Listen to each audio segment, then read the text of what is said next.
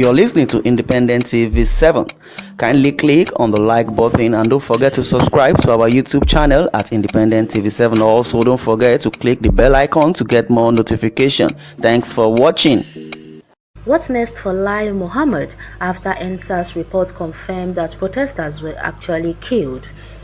The truth about what actually transpired at the Lekki toll gate on October 20, 2020 has been revealed, even though the Nigerian Minister of Information and Culture, Lai Mohammed, did all he could to discredit reports that claimed protesters were killed at the toll gate.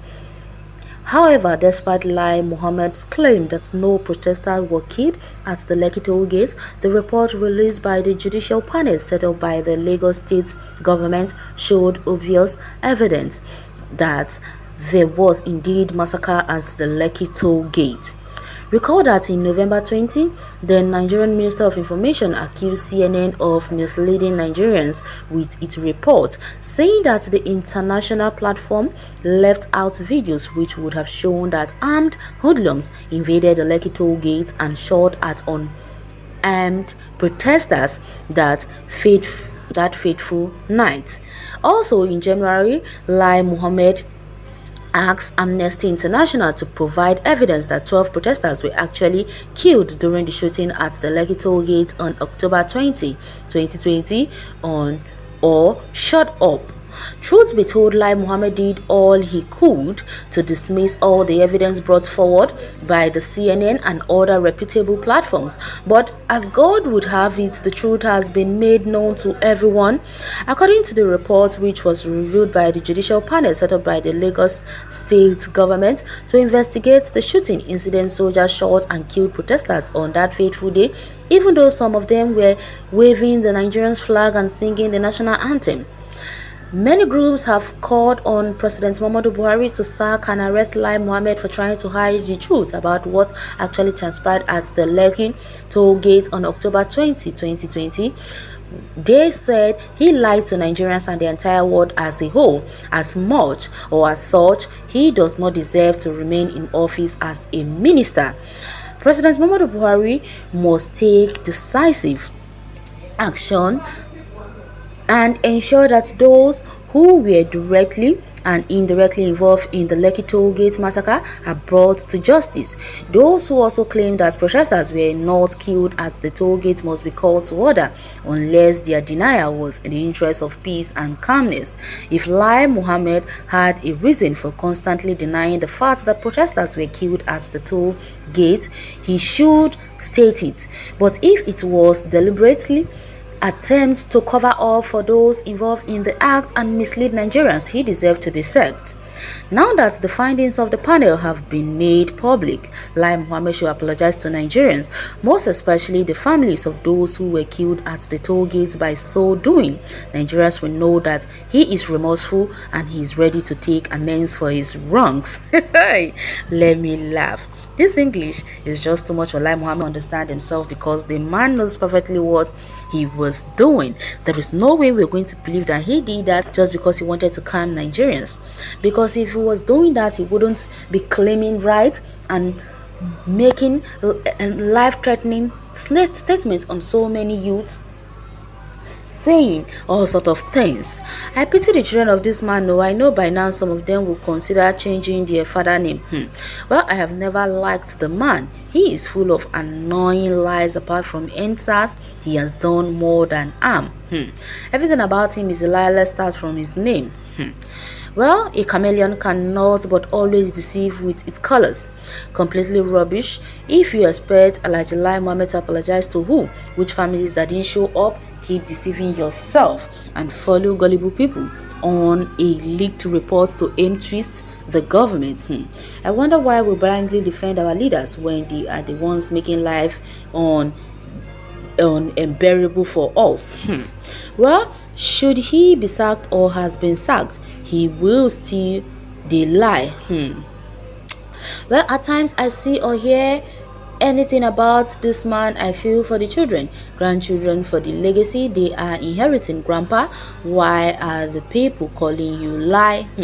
Okay, he knows himself and he should be able to defend himself. With all the crossroad Lai Mohammed is right now, I don't really think he has any other option than to do the needful. As for those people who are blaming the families of those who could not come out to bring evidence or claim about their children being injured or killed on that fateful day, there is no way anybody is going to blame the families, because who wouldn't be scared of the government? Even you yourself, who is claiming to be a saint, we know if you were in the shoes of those people, you would have been scared, because we all know the situation in Nigeria, and we all know that only the powerful ones have the right to speak when it comes to the situation in Nigeria. So there is no way we are going to blame the parents of those youths that did not show up when they were being called for evidence, because everybody is afraid of what might happen. If Lai Mohammed can actually come out and threaten so many people on social media and even on live cast, then what do you expect? There is no way those people are going to come out to come and claim something that they know that their life might be at risk. So before you say anything, I think you better check.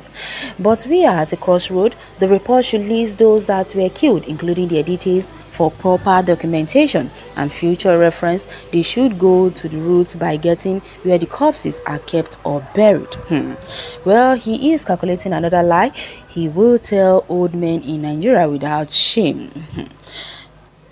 It has At his age and office, he becomes popular for telling lies. How did he brought up his children? Or where is the hope for Nigeria?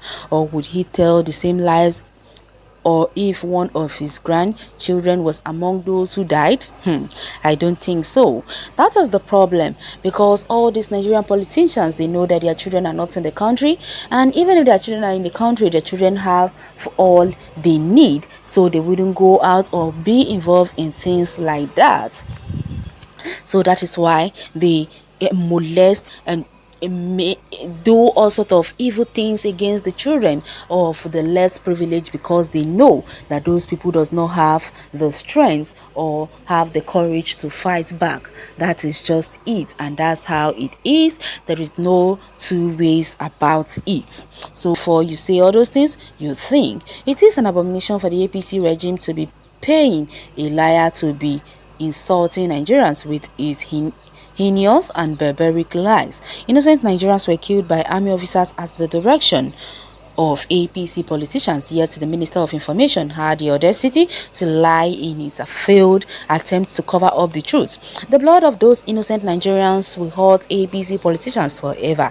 Amen to that, because only those who lost their loved ones on that day can actually say where it hurts them the most. But those of them who doesn't have any member of their family who was hurt or killed, they will be the one who will not be sympathetic or say a lot of evil things about what really took place on Lekki Toll Gate on that deadly Black Tuesday, October 20, 2020. Well, you can go to the comment section and share your take on this article. Thanks for listening.